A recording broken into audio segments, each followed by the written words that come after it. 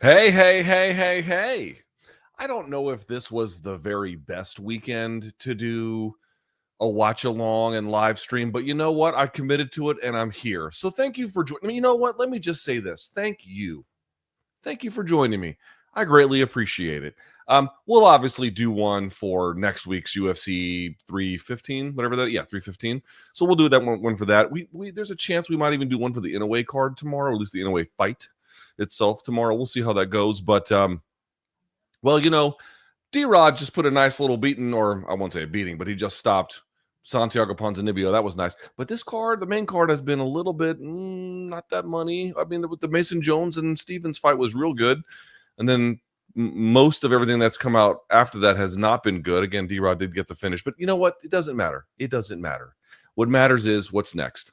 Co-main event, main event, and then we'll do a bit of a abbreviated post-fight show. We'll do a UFC Fight Night post-fight show. So normally for the pay-per-views, I go for like a real long time, but I won't do that this time. I'll keep it a little bit more condensed, but we'll have a fun time just the same. Hey, smoke them if you got them. Drink them if they're ready, huh? Look at the size of that margarita. It's really not that strong. It's actually mostly just a mixer, but it's pretty good. It's pretty good. Happy Saturday to you. Well, actually, at this point, it's Sunday. Hope you're doing well. Let's see. We got a lot to get to today. So, what was the time?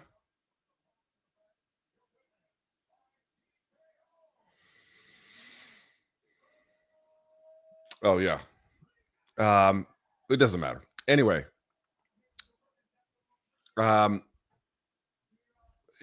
we'll watch these two fights, and then we'll do a bit of a post-fight show. We'll have a fun time, as I mentioned. Let's see. Thumbs up on the video if you haven't. Hit subscribe if you haven't. Join me for the whole party. All that kind of fun stuff. If you want to get your comments or jokes or questions on screen, you can fire something into the super chat, and then we'll take a look from there. If not, that's okay. I don't even really know who's going to be around for this, to be honest. I think I misjudged the appeal of this card. I was like, yeah, dude, it's a fight night, but people are going to be awake for this. And I'm like, it's midnight, and yeah, the ending of the last fight was nice, but I don't know. I don't know if I don't know if my premises are right. But you know what? It doesn't matter. What matters is that you're here, and I'm here with you. So, all right, we'll have a good time. Let me make sure my clock here works correctly, and all that fun stuff. Let's see. Does the clock work correctly? Yeah, it does. Okay. Want to make sure that was all good. Let's see this. Yeah. You see this work here from D-Rod. He just kind of fouls him. Ponzinibbio just doesn't, he's not using his feet. He's not using his hands. You just kind of follow the guy. You keep throwing. You're eventually going to catch him. That's exactly what you got here. Hey, can we talk about this weekend in combat sports? It has been nubs. PFL had a decent, actually, I would say PFL had a good card on Thursday. Not a great one, but a good one. For sure, a good one. But I don't really know who watched it, right? Then yesterday was a disaster for the sport of boxing. Truly, I mean that. We'll talk about that on Monday's MK. And, Lopez looked good. Shouts to Rolly. He got a nice win, relatively speaking anyway. But that card was terrible. There's Diego Lopez. Canelo is currently laying an egg right now in Saudi Arabia for anybody interested. And I'm hoping that the card's going to pick up from here. But this card has been, the prelims were pretty good. As I mentioned, the Stevens and Jones fight was real good for the most part. But, it's, I don't know, one of these weekends where I had such high hopes. And at least on the boxing side, the boxing's been terrible. Dude, boxing has been this weekend butt cheeks. It has been unbearable. I can't believe how bad it's been. Let's get to some of your comments here. Rossi just gifted out memberships like a mensch. Thank you, my friend. I appreciate you. This donk, Matt Sniper. Luke, when's the last time you took a bong hit? A bong hit? When's the last time I took a bong hit? I don't remember. That's kind of a funny way to put it, but no, I'm being serious. Like, I actually don't remember the last time I took a bong hit. I mean, I may or may not have smoked marijuana today, but I a bong hit. I don't know. It's been a while. I mean, dude, it's hard to have like marijuana paraphernalia that's big when you have a fucking 6-year-old in the house. You know what I mean? Like they find shit, so like having things that are smaller and discreet are a little bit more, valuable. Dave, thank you, my friend. Airbud says, I got RDR and main event DNGTD. Let's go. I don't know what DNGTD means. Am I missing something? All right, co-main event time. Here we go. Eric gifting out memberships like a mensch. Thank you, sir. Appreciate you. Michael says, I drank Hypnotic in 2013 thinking I was cute and smooth, but I wasn't. Yo, Hypnotic is sponsoring the fucking Inside the Octagon today. Yo, I am not about to sit here and pretend that your boy has not had his fair share of Incredible Hulks, which if you've never had it before, it's Hennessy and Hypnotic put together, and it turns the shit green. We used to call them Incredible Hulks. This is what we drank in the aughts because we were fucking stupid, like every other 20-year-old or 20-year age or cohort, Anyway, I don't think I've had Hypnotic in 25 years, for fuck's sake. But I tell you what, 20 years anyway. But they're out there. They're apparently still around. They're sponsoring the UFC Octagon tonight. So shouts to Hypnotic. I have definitely gotten fucked up on what y'all sell before. That's a fact. Rossi says, forget the bong hit. When was the last time you hit BC? You mean in the face? I don't strike people like that, dude. You know what I'm saying? Like that's a measure of last resort. I'm not there yet with BC. Jason says, boxing in Saudi feels like the UFC and the Apex. Better ring entrances, but yeah. Like I saw Canelo's ring entrance. It looked good on TV or whatever, but dude, not only are they fighting in a place like, dude, how do you decide? Like Saudi Arabia, if you were picking the worst places on earth to hold a fight, Saudi Arabia wouldn't be the worst because you have places like North Korea, you got war-torn areas like South Sudan, or just places that are just poor, right? So that's not Saudi's problem. But like all the things that like make fighting great as a spectator, let's go through them. And I'm sorry, this is just the reality. Gambling, booze, and electric atmosphere from both the presentation that they have, but also like the community that's there. You just like, you don't have any of that shit. You're like, oh, let's have a fight in a fucking library. Like, I mean, you can do that. That's a thing you like it's not illegal, but like Saudi Arabia is just not a great fit for fight culture. That's not to say it's not a good fit for other things inside of sports that maybe may or may not could work, but it definitely is not a good fit for fight culture. Fight culture is nighttime culture, for the most part. Fight culture is, again, gambling culture.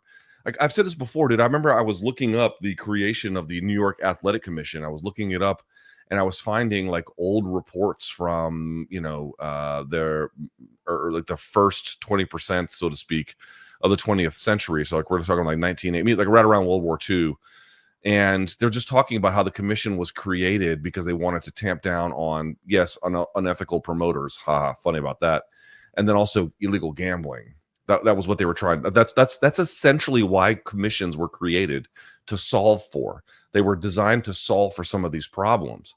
It's like, dude, that's fucking fight culture. Like you can like that fact or you can hate that fact, but it's a fact. It is woven into the. That's why there's a lot of like people who are like, oh, I'm against sports betting. Listen, do what you want with that. Everyone's got their own decision to make, but like, it's part of fight culture. It's part of fight culture. Like that's just what it is. It always has been, and it always, unless Saudi Arabia just takes over the sport and ruins it completely, it always will be. It always will be. So I don't know. It's just weird. It's just fucking weird that like it's over there. I get it. He who pays the piper calls the tune. I get it. We all fucking get it at this point. But I don't know, man. Not a great fit. Not a great fit, if I do say so myself. Where are we? Is this fucking stupid ass fight over yet between School and someone's tweeting? This is Live Boxing, LIV. You know, like golf. Guys on exorbitant guaranteed purses and contracts. No incentive to promote. No incentive to entertain. No incentive to even win.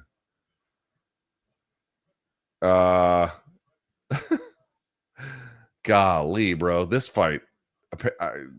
I turned it off, the Canelo fight, but you know. Oh man.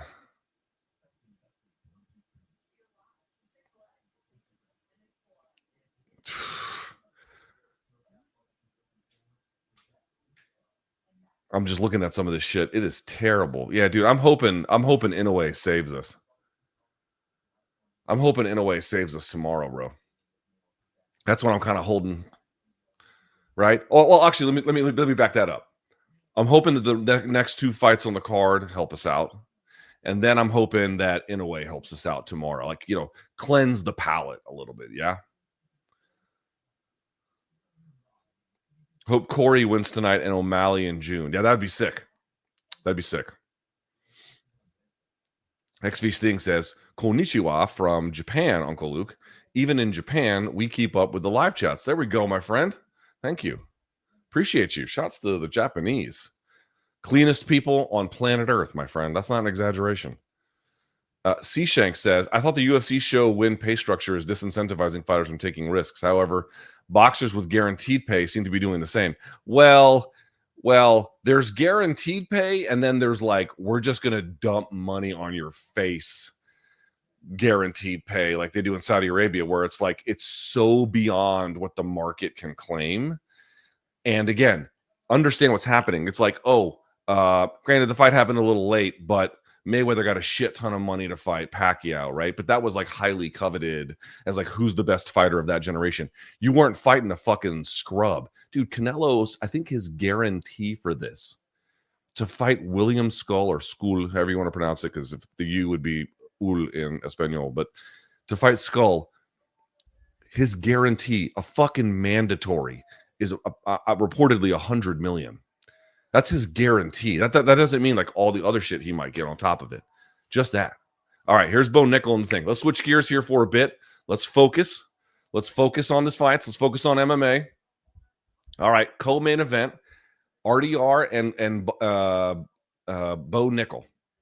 Let's see what Bo Nickal can show us, ladies and gentlemen. Let's see what, or RDR, depending on your perspective. Let's see what he can show us. Let's see what they can show us, I think is a better way to put it. Anyway, the point I'm trying to make about the boxing side is I don't think it's the guarantee that's the problem.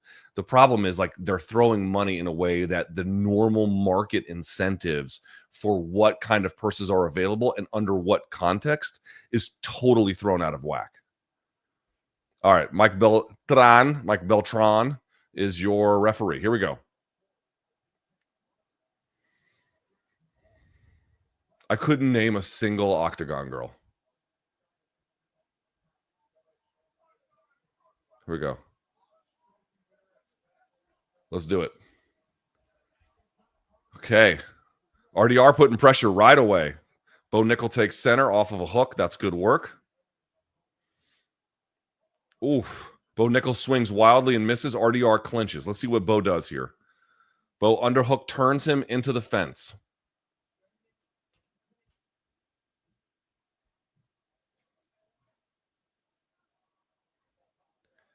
All right, they're 50-50, right by the hypnotic ad. Unbelievable that the VIP rows, you can see right behind where these guys are in this UFC cage, the VIP row empty. That's weird.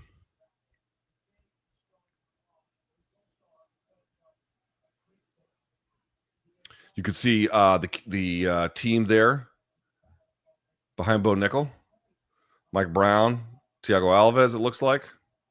All right, two southpaws here. Obviously, I forgot to mention that at the top of the broadcast. Good timing on the shot by RDR, but it gets stuffed by Bo Nickal.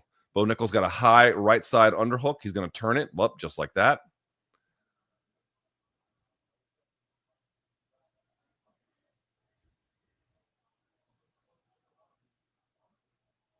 All right, they're both clinched.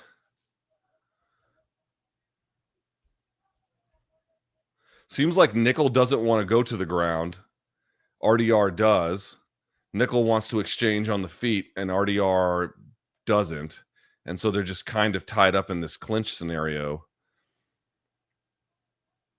which is not my favorite. RDR has given up now double underhooks. And now we go back to single underhook.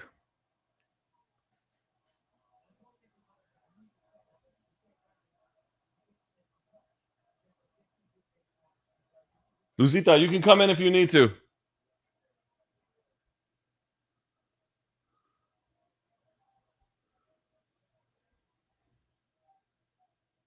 Mi amor.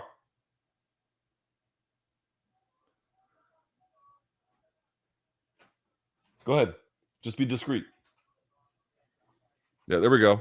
High steps through. There he is. Ankle pick. All right, Bo Nickal's on top. Let's see what he's got for RDR.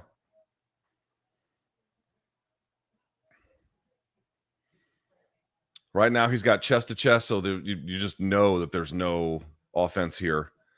RDR lifts him up. Butterfly guard. Let's see what he's going to do. Feet in the hips. Let's see. Bo Nickal doesn't clear it. This is a problem. He's got both feet on the hips. And then he goes playing with fire doing that, buddy. Far side underhook. You could tell he was reaching. He's going to roll through. Let's see if you can see Bo Nickal sit for a choke. You knew that was coming. He's got to roll up. He's going to get his legs wrapped. Yep, he's going to come through. Let's see. RDR is going to take top position. Wow, great job. The fence kind of saved him. He would have rolled through otherwise. So now Nickal is underneath. Oh, better be careful with that elbow. Yep, better be careful with that elbow. Watch, you might get a... There's no choke here, but he could turn it into one. Bo Nickal captures half guard. Okay.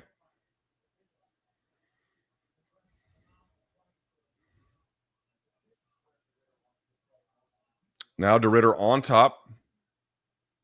Got decent. You can see he's reaching through to the far bicep.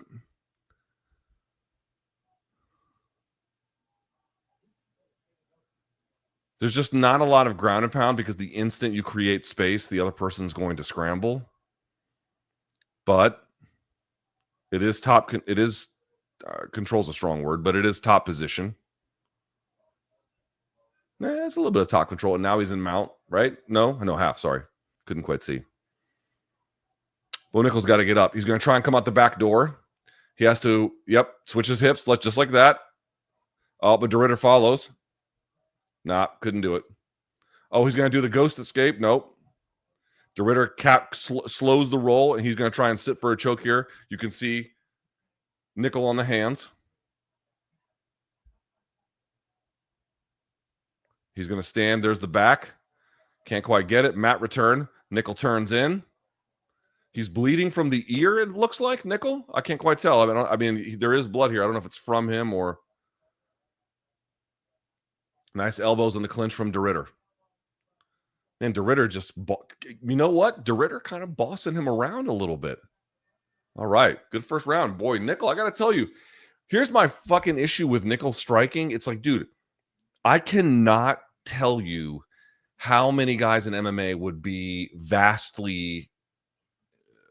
not merely improved, but like have their conditions, their game would come to life a little bit better, and things they would want to do would be more effective if they could really get a jab going. And it sounds like, oh, wow, everyone's got a jab, dude. People have jabs, but they don't have like that as an effective bridge to other techniques, as a way to define the space, as a way to score damage, as a way to disrupt rhythm. Like a good jab, especially for a fucking wrestler, right? Because I've talked about this before. A good double leg is the same distance to a jab. It's the same distance. I mean, it might be slightly different, but it's basically the same. If your ability to touch, just like that, that's a jab and that's a double leg. That's the exact same range. So, you know, it just blows my mind that these wrestlers, they swing these fucking overhands. And it's like, you get it. They're powerful, but you would be better served by pumping the jab. All right, let's see what happens here. Round 2. Okay, round 2. Let's go. Look, RDR center right on him, not giving him and there he is throwing these fucking overhands. God damn, Bo Nickal.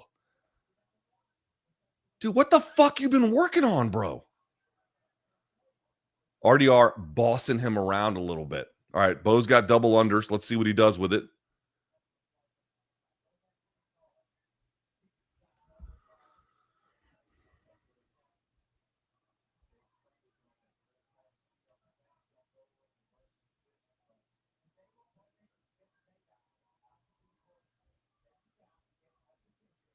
Dude. Oh, RDR chewing him up a little bit in the clinch.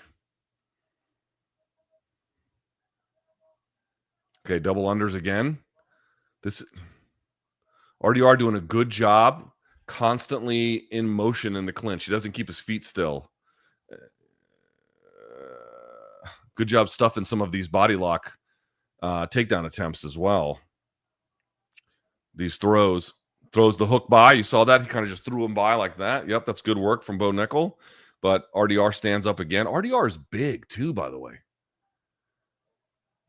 Dude, these knees to the body are fucking Bo up. He looks hurt to me. There it is, a little bit more. Yeah, look at Bo. These knees to the body from RDR are chewing him up. Pay attention to that. RDR's chewing him up. He's chewing him up.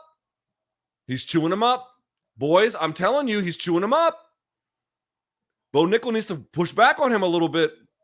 You should be shooting a double leg. Oh, what did I tell you? That's it. Finished him off with knees. Polished him off. There you go. Dude, Bo Nickal had it coming. And I don't mean because the fans were mad at him, but because, dude, you're this, like, we waited this long for your development.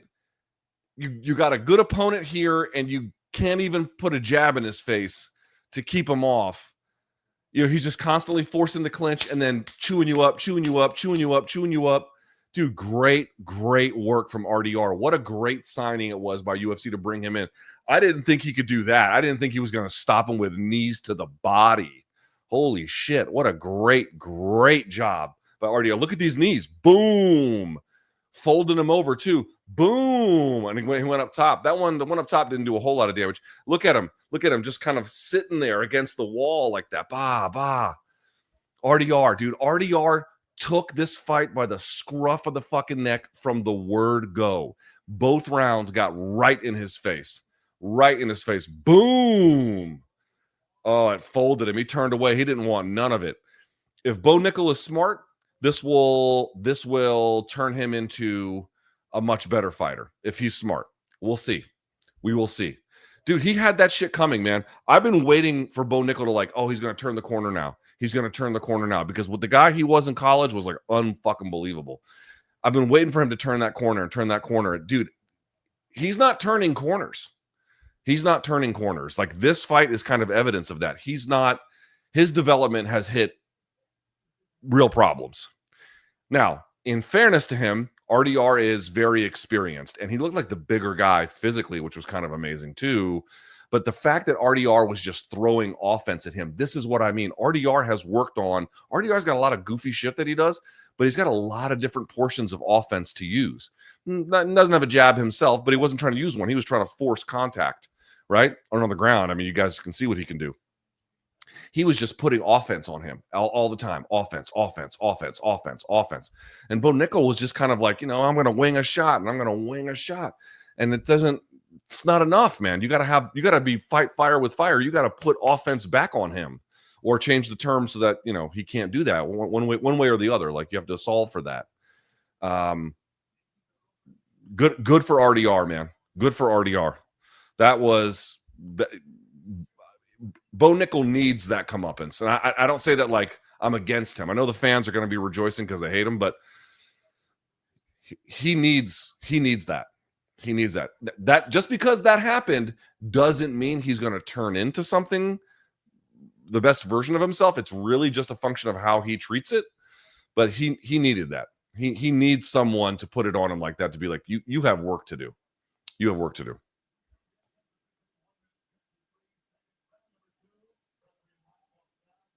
Yo, RDR's got like the weirdest body too. His ribs poke out and shit, you know? Good for him. Good for him. What a great signing from one. What a great signing. Yeah, huge upset. Good for him. Salute. Well done. I love it when guys, he didn't luck into that. He marched right across the octagon.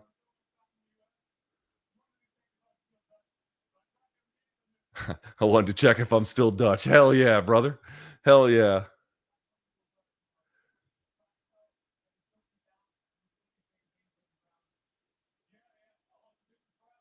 Mm.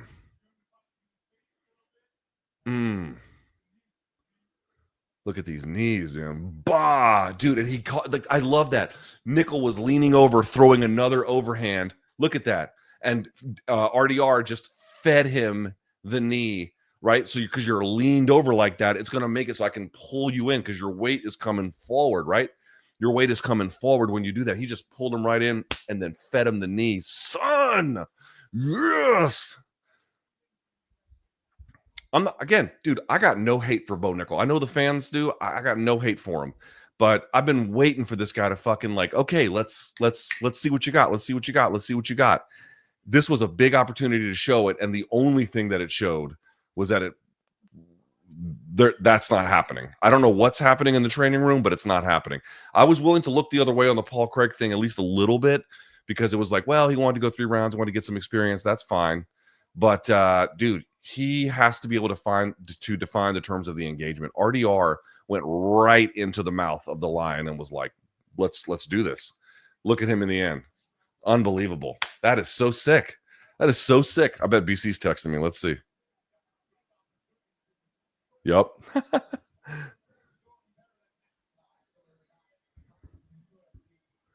That's awesome.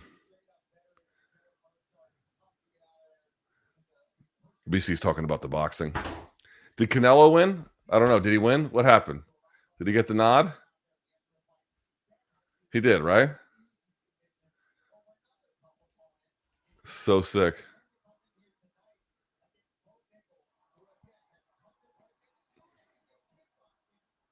Yes, I guess Canelo did win. Oh, they did a face-off. Okay, go ahead and mark me down. Canelo's going to lose to Crawford. Crawford's going to beat him.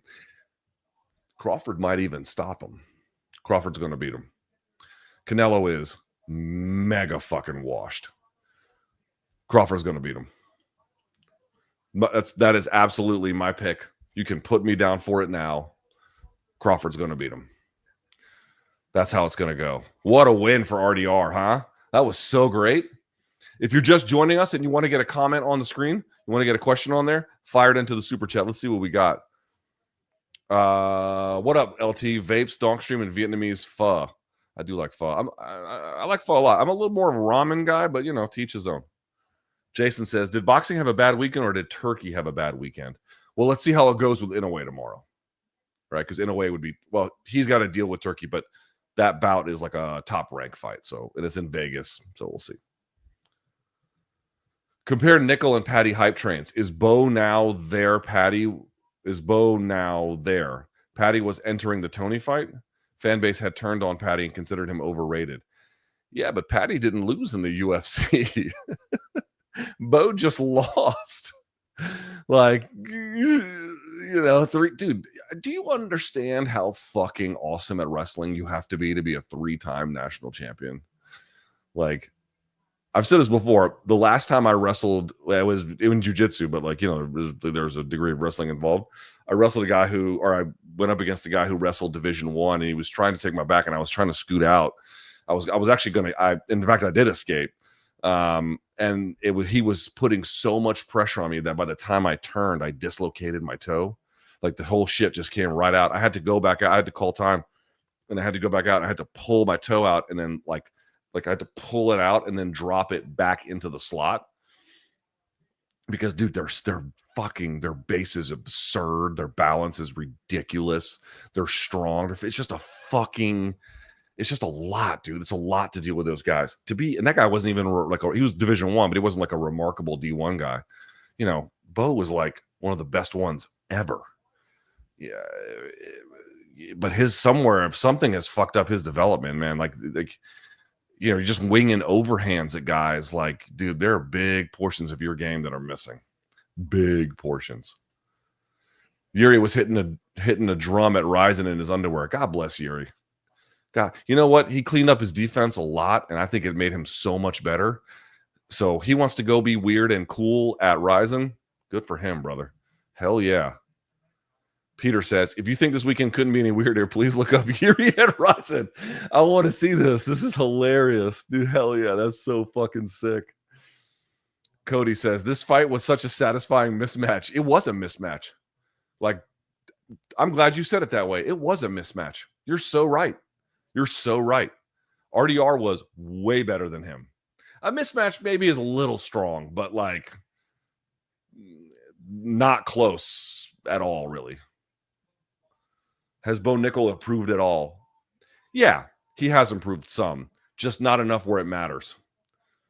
RDR is not a scrub. He's actually a pretty good fighter. So it's not like Bo Nickal lost to some bitch or something like that. That's not what happened. But the fact that he couldn't get any of his offense going, I think tells you that that's the problem. Dude, he got reversed. Partly was due to the fence, but he got reversed, and then they ended the round. Well, almost ended the round underneath. Was pinned underneath for a time anyway, and then he got stopped in the second. Dude, he lost cleanly. RDR has been such a fun addition to the UFC. Yeah, man. I remember I wasn't big on the RDR experience until I saw what he did to Vitaly Bigdash over at One, and I was like, oh, you ever seen that Shaq meme? Like, I wasn't familiar with your game. And I was like, okay. And then he went up against Anatoly Malikin, and Malikin fucked him up proper. But, you know, Malikin's he's more of like a light heavyweight, but he's basically a true heavyweight and like a fast one. Malikin fucked him up. All right, well, that was a bridge too far. It's not the right weight class for him, and Malikin's kind of a hammer as well. So this at middleweight, this is a much better deal for him. Look how fucking big he was.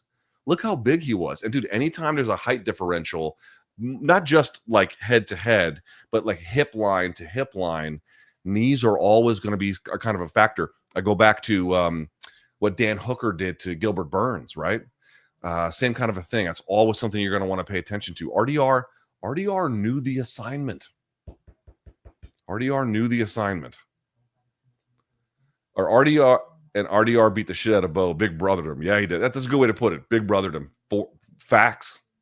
That was sick, dude. Bo hasn't progressed, and I hate to say he might have given up tonight. I don't think he gave up. I think his body, dude, let me tell you something. You ever been hit hard in the midsection by somebody who can punch, or like, you know, the accumulative weight of something like that? It's not just that the pain is severe, it is immobilizing.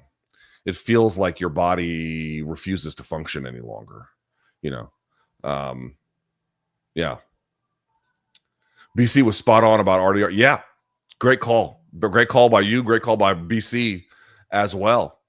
Every once in a while, dude, BC has like a real clear insight. Good call by him. Absolutely. No doubt about it. We'll talk about that on Monday's show. I'll give him tons of props. Shouts to BC. Well done. Canelo Crawford official, 9-12 in Vegas. All right. Yeah. Mark me down, Crawford.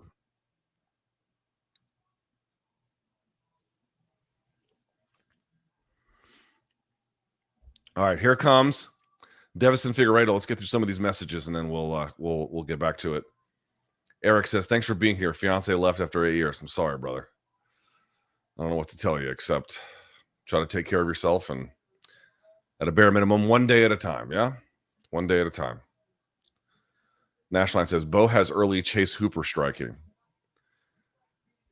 Yeah, but he's got like, you know, good wrestling, like great wrestling. Like where Chase Hooper didn't have that at first, and obviously still won't have it at that level.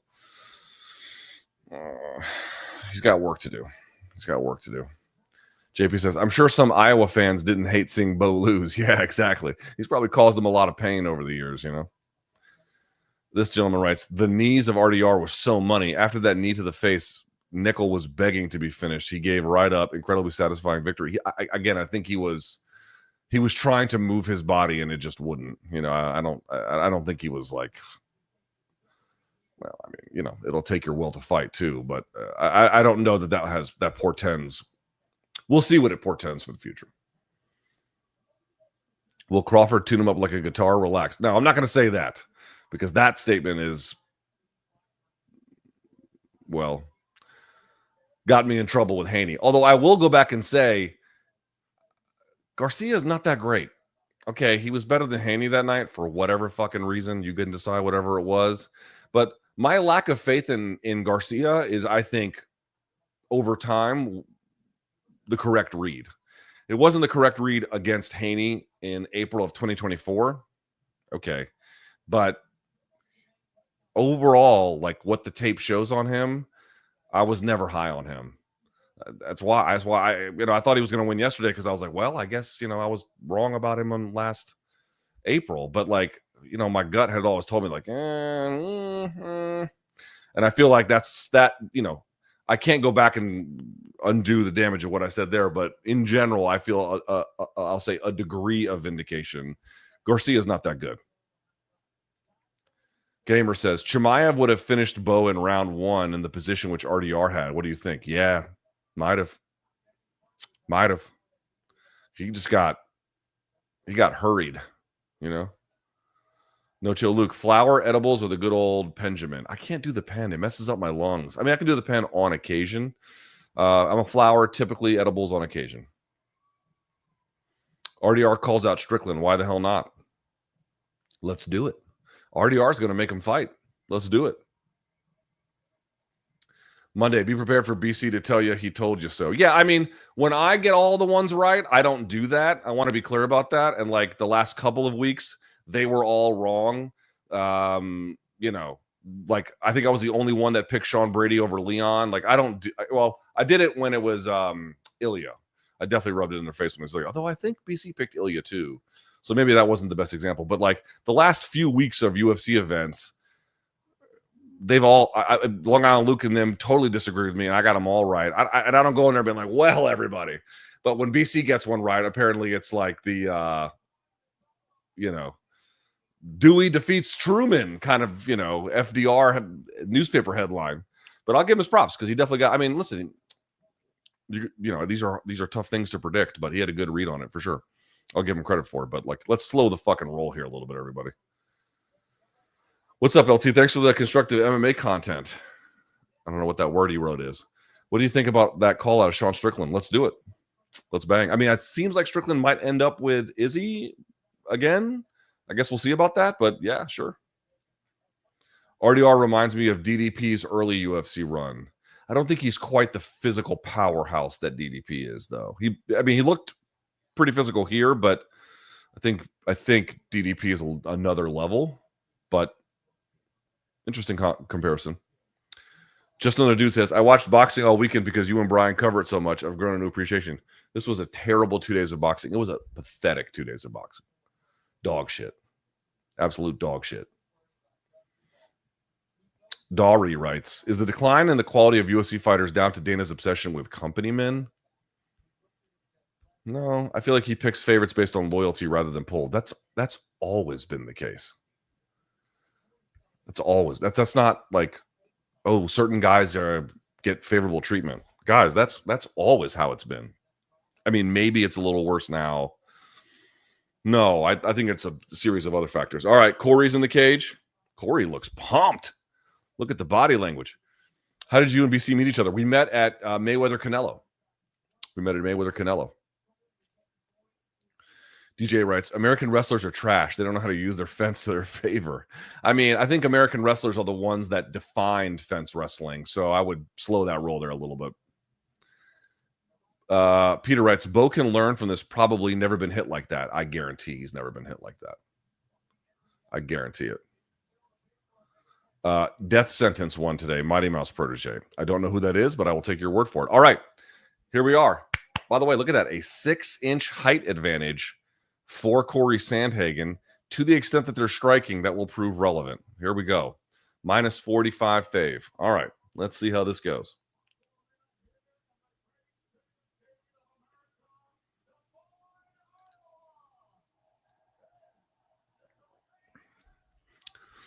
I was in Iowa City recently, which I found actually, for the most part, pretty charming. College town. Now, I've not been to Des Moines since I worked in politics 20 years ago. I was there doing focus groups.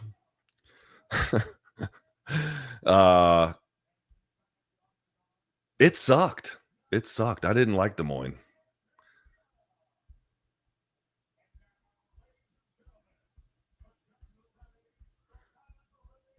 Anybody taking Figgy? Anybody taking Figgy? Alrighty. I like Joe Martinez. I like Joe. Hey, you know what the Octagon just doesn't have enough of? Ads. There's like so much unused real estate, you know? Damn, Figgy's got a good record. 24-4, and considering the guys he's fought, it's pretty fucking good, brother. 7-1 as a dog. Whoa. Yo.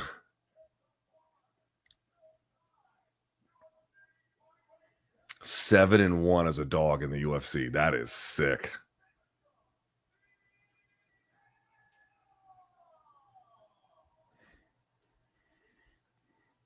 All right.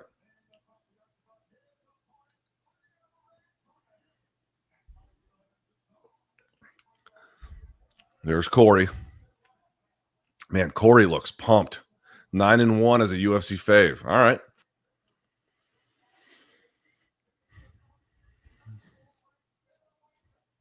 All right, we'll get the clock ready.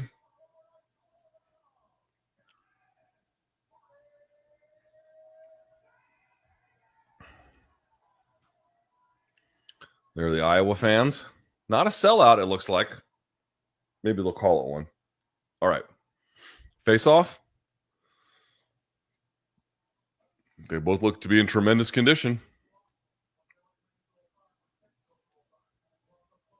Ready to touch gloves. Here we go. All right. 5 minute rounds if we need it, folks. Cory Sandhagen, big stakes. Big stakes.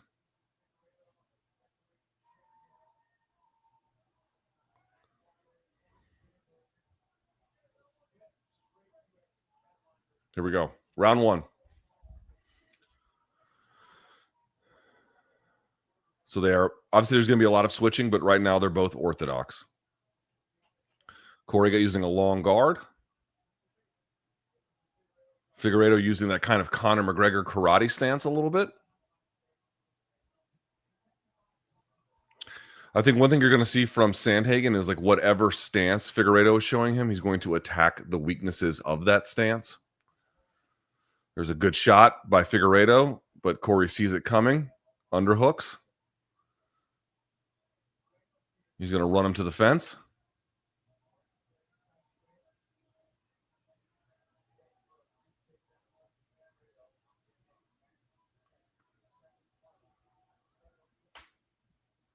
Some shoulder bumps there from Cory, pressing into the fence on the underhook side.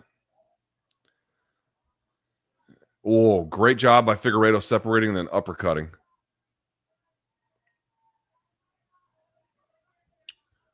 All right, now you're starting to see some of the switching from both guys.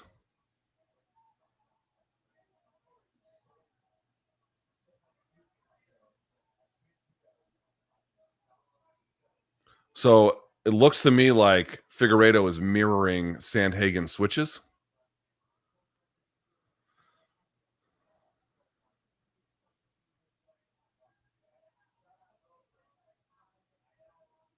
Yeah, he's following him. See that? Every time he switches, Figueiredo's following. Oh, nice uppercut. Great trip by Figueiredo. That's that Daniel Cormier trip. He's going to take the back. Sandhagen's going to stand. That's going to make him come off the side. Just like that. Oh, and now Sandhagen's going to get on top, but you got to be careful. They can still go back to the back. He's got to get the head out. You see how he's still got the head? There he has that underhook. Now he's gonna be on top. Great job by Sandhagen. Great job. He's got both hands on the mat, though. That's a problem. It may not matter, but he's going to roll for Ashigarami. He's going to reap the outside knee just like that. He's going to peel the feet. There's no submission here. Cory should just absolutely bang away. Yep.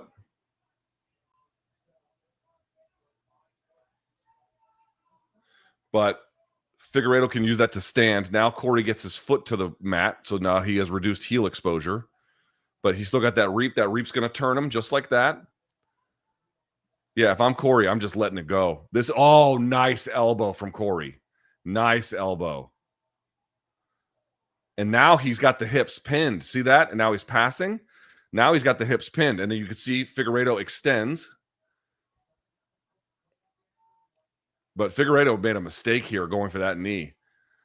That training with Ryan Hall has paid off for Cory Sandhagen, buddy. Make no mistake about it. So now he's got the reap, and then he's got the far knee. So he's got both knees controlled. That's a better form of control for Figueiredo. And he's got heel exposure, but he's got not a whole lot he can do with it because his own hand is resting on the mat. You see that? He's got an elbow resting on the mat, Figueiredo. You're going to need two hands for that capture. Now he can come off the back. This is better. And now he can get a calf slicer. Cory's going to roll through. Let's see. No, can't quite. Oh, he's going to recapture the own knee and then send him backwards. Sick. You see that? He rolled through, captured the knee, then came back up. Nice work. And he's going to drive that knee back, the foot back down to reduce the heel exposure. He's going to peel the feet apart. Figgy's going to try and follow, go for a knee bar, but there's nothing there. There's nothing there. There's just absolutely nothing there. And he lets it go. That was a wise move from Figgy. And then Cory is letting him have it, son. Got to watch the up kicks. And there he is again. Almost had like what? Not quite an inside or a reverse De La Riva, but let's see what he's got here. No. Man, Cory going right into the guard here. This is a terrible decision by Figueiredo to go for these leg locks in this first round. He's just taking a lot. Oh, dude, he's getting fucked up here. Dude, Sandhagen is fucking him up. This is great ground and pound. Boom. Boom. Dude, Figueiredo looks like he's wearing it.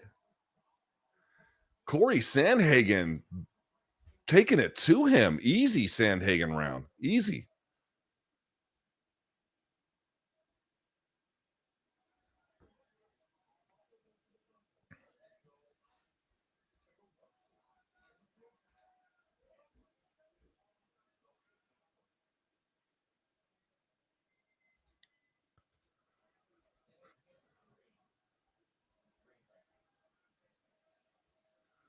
What's this tweet from Ally Quinta? If one stand-up and grappling is superior, the wrestling pedigree merely allows the opponent to decide where they will lose.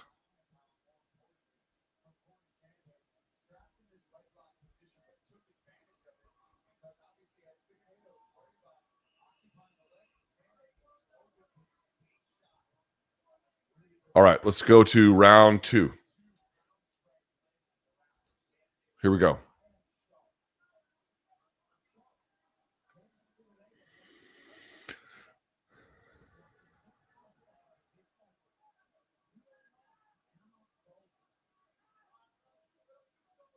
Let's go, round 2.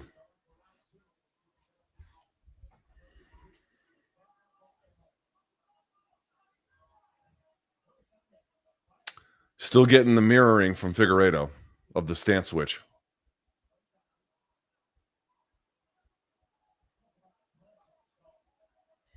Cory using that long guard, I think, almost to just put something in Figueiredo's face.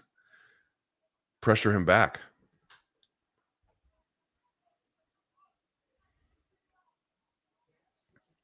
Cory lunges in. Figueiredo does a good job getting to the back. Let's see if Yep, he peels the thumb, and Cory gets away. Damn, Cory is unafraid.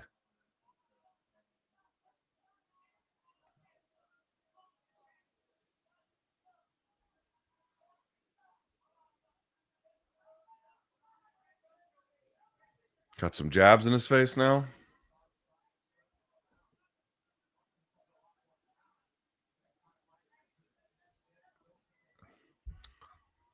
Figueiredo just kind of waiting for Sandhagen to lunge into something.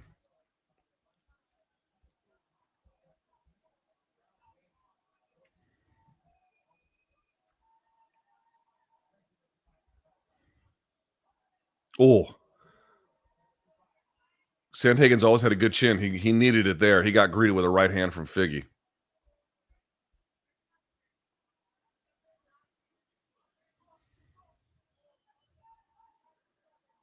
Oh, that uppercut again. Does the trap dump? Trap dump by Figgy. That's nice work. Okay, now you see Cory he reaps to invert, puts it to the far side, 50-50. He's going to come up 50-50. Boom. That's Ryan Hall 101. That's Ryan Hall 101. Great job by Figgy pressing out, and they stand. That uppercut is a great tool by Cory.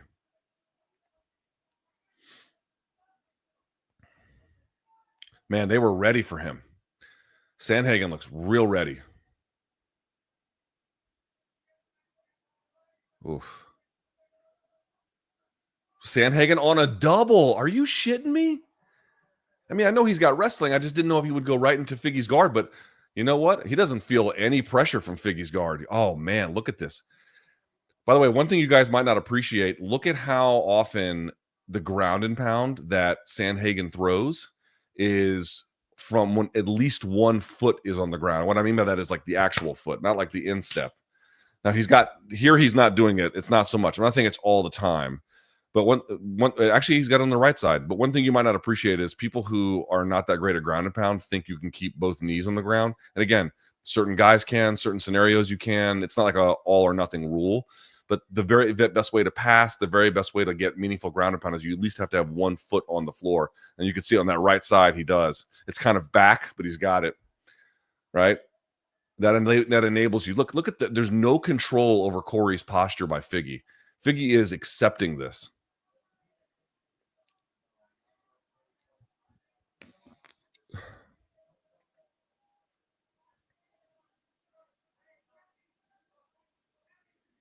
Okay, he's going to reap. Almost. Nope. Invert. Funk roll to reap by Figgy. He's going to come up on top. Inverted heel hook attempt, always holding the fence. Figgy was holding the fence, but they don't call fouls. They don't give a fuck. There it is. Reverse De La Hiva. Maybe. I couldn't quite tell. To heel hook to 50-50. He's going to get up, and Figgy goes right back down. Dude, that 50-50, and that's it. Stopped him. Stopped. Oh, was he injured? Or was it just the strikes? Oh, it was his knee. He popped his knee. Wow. Ladies and gentlemen, Cory Sandhagen's going to get a title shot. Cory Sandhagen's going to get a title shot. He popped his knee.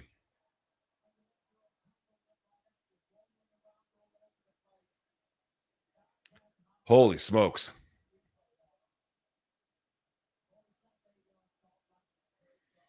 All right, I want to see the replay. What did he pop it with specifically?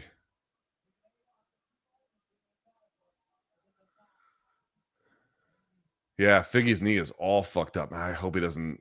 These are bad. All right, let's see. Move the fuck out of the way, Big Dan. He's going to push the knee down. Oh, weird. Just 50-50. Just 50-50. Yeah, it must have been twisted from something else. That was just straight up 50-50.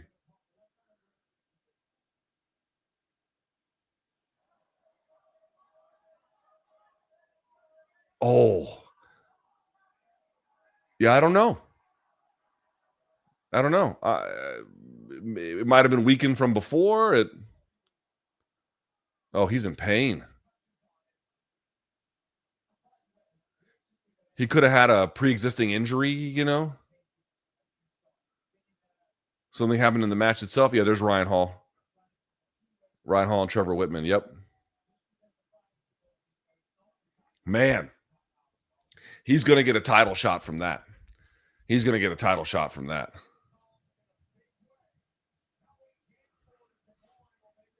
All right, don't go anywhere, boys and girls. We're going to do a post-fight show. So let me do this. If you've got a question or a comment, anything you want to weigh in on the post-fight show, fire something into the super chat right now, and we're going to get to it. We won't do like the super long one like we do for the pay-per-views, but we'll at least talk about this main and co-main and a couple other details on the card itself. Go ahead and fire those in if you want to get those in.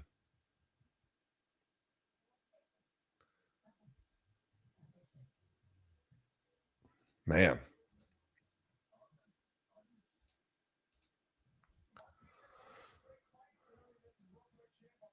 Interesting. I'm seeing some people saying that Bo Nickal looked more like a welterweight to them.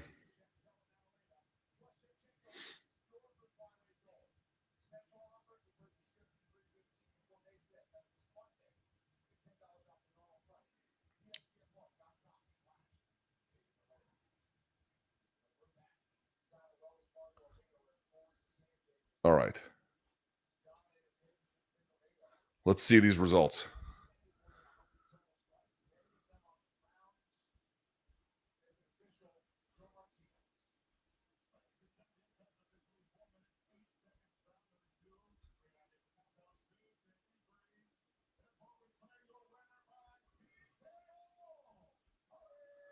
Man, he looked great tonight. He looked great. All right, let's see what he says.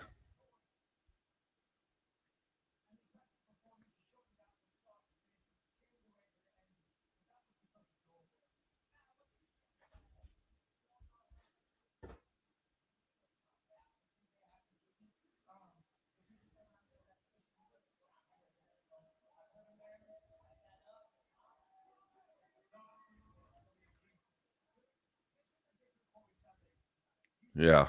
He looks to be in better shape.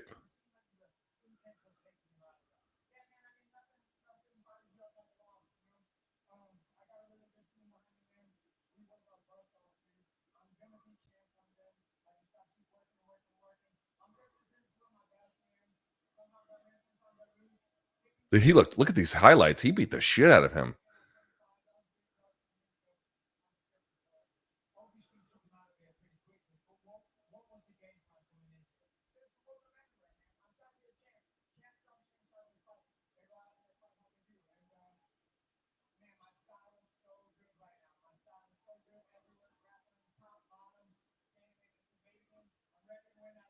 So he's ready to win the belt. Wants the winner of Sean and Marab. Yeah.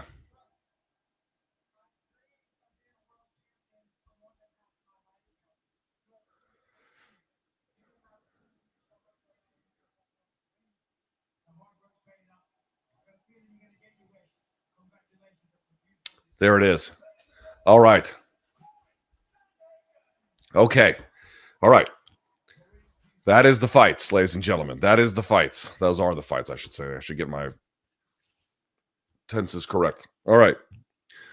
Let us do this. Let me take this off. And we'll talk about what we just saw. Now, obviously, I think the majority of the attention is going to be on the RDR and Bo Nickal fight, which we're going to get to. But let's talk about that main. Let's talk about the co-main and a couple of other details on this one. Not a super long post-fight show, but let's have a little fun with it just the same. You guys know how this works. If you're new here, thumbs up. If you're new here and you haven't done it yet, subscribe. And if you got a question, we'll do a Q&A portion in the post-fight show. Fire that into the super chat now, and we'll take a look at it. All right? So without further ado, let's get this party started, shall we?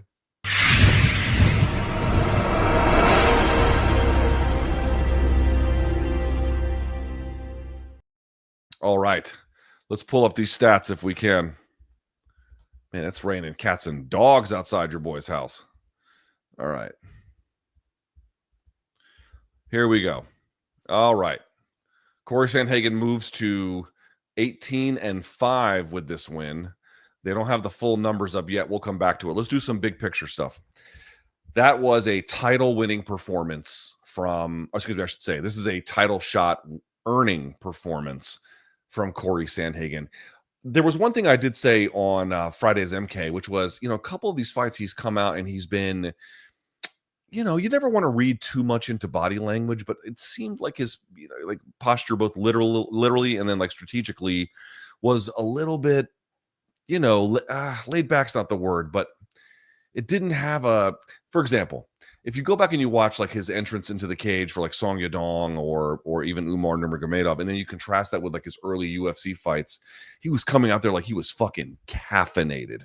You know what I mean? And he got into trouble in some of those early fights. So it's like you didn't want the guy that was going to walk into problems, but you wanted that Cory, the Cory that's in your face, flowing, unafraid, bringing the attack to you. We'll talk about the co-main event. Bringing the attack, sometimes it makes sense to lay back, but if that's your natural way of fighting, bringing the attack to someone, trying to change that gets you into a little bit of trouble. It mutes what makes you special. It mutes what makes you you. And I was like, I wonder if he can kind of get back to the place where you see the verve of the guy who was early in his UFC run, but then with the game of the guy who's been working all this time. That's what you got tonight.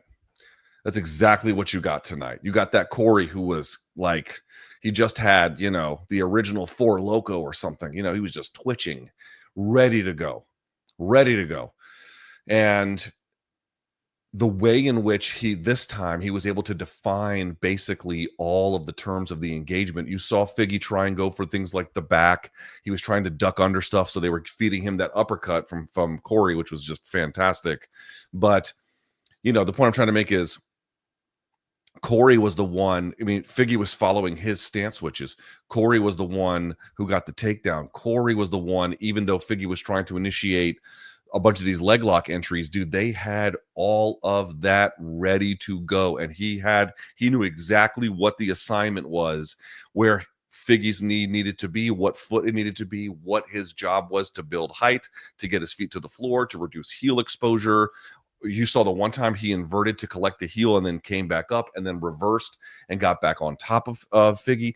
I think, by the way, Sandhagen physically looked a little bit bigger and readier this time. He had the stumble against Umar. He had the stumble against Aljamain.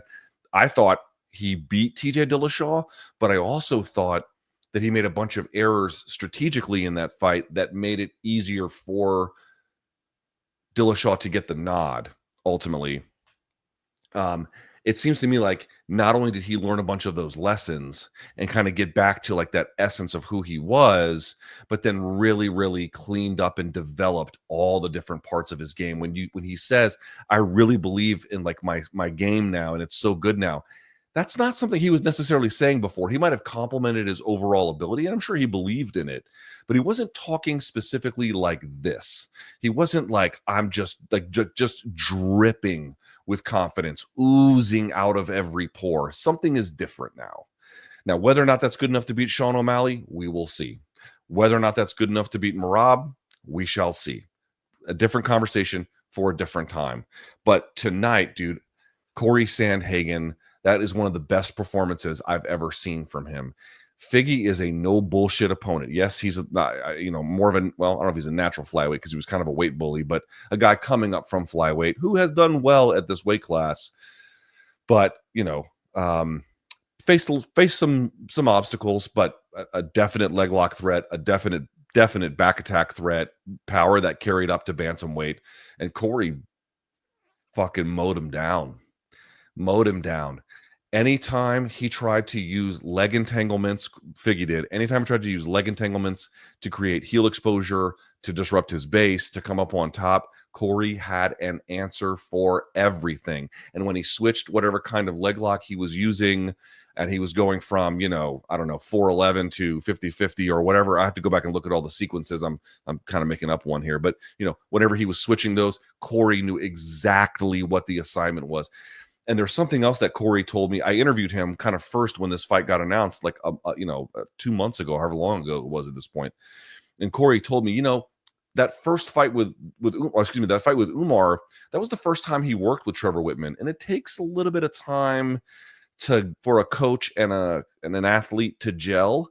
So this was the second one, and then you saw Ryan Hall in his corner. He's been training with Ryan Hall for quite some time. Man, it all has come together. he has finally, I think, really ascended to the place where I kind of always thought he could go. In fact, in certain ways, he's better than I thought he would go. He's very good in the striking, but the degree to which his grappling is not a liability anymore. And I want to say one more thing about that Dillashaw fight because it's important here tonight. There were a lot of times in the Dillashaw fight, go back and watch, where Cory would accept, but not merely accept, seek out bottom position. Not like pulling guard, but, just I'll fight you from here. He didn't do that at all tonight. Every time he had to go underneath, he'd come right back up and took top position, broke grips, kept the feet apart for the most part, was able to build height, feet to the ground, no heel exposure, and then fucking raining punishment on top of Figgy. And as I mentioned before, either both feet on the ground, one knee, and then one foot, or whatever the combination was, but always putting himself in a position to deal. And that's exactly what he did. Then he got the double on that one, even though he got hit with the trap dump from Figgy. Figgy's got pretty good takedowns, and Figgy's pretty strong. Didn't deter him at all. Could fight the hands, could stand, could reverse underneath, could match the 50-50 if he needed to. And again, what better guy to have in your corner when your opponent is seeking out 50-50 entanglements than Ryan fucking Hall? Like the guy of 50-50. Like his fucking school is called 50-50. Man, they were ready. Those odds weren't they weren't far apart enough. I thought, like, well, I picked Sandhagen to win, but I was like, maybe the odds are a little crazy. No, odds were just fine. Like that that was a shellacking, if anything. And again, the way in which it ended, they were in 50. It looked like they were in 50-50, and then Sandhagen kind of came up, and that just turned the knee out, and it popped, and then Figgy just kind of threw his back down, and that's all she wrote. I don't know.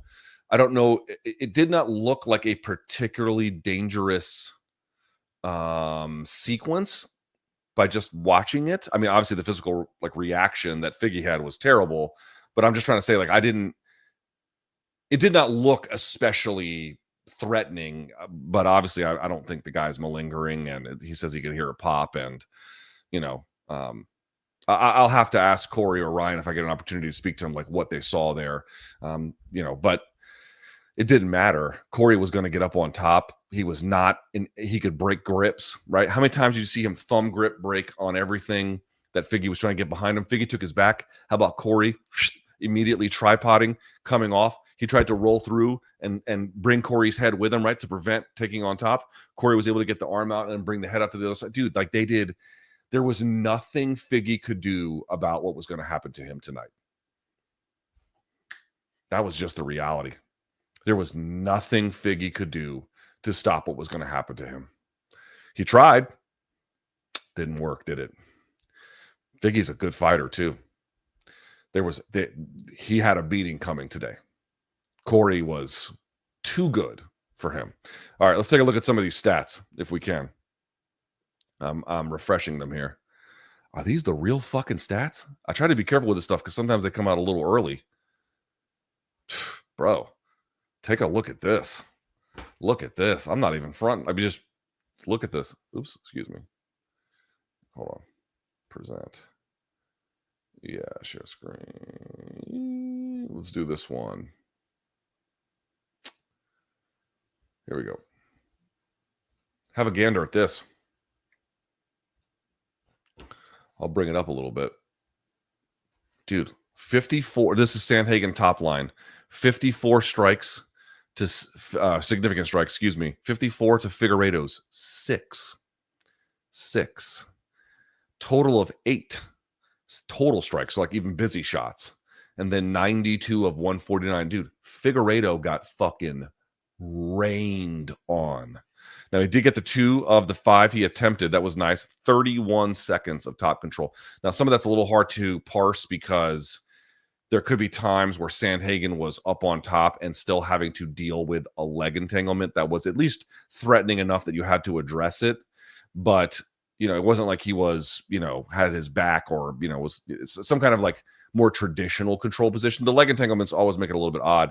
Let's just look at the numbers here.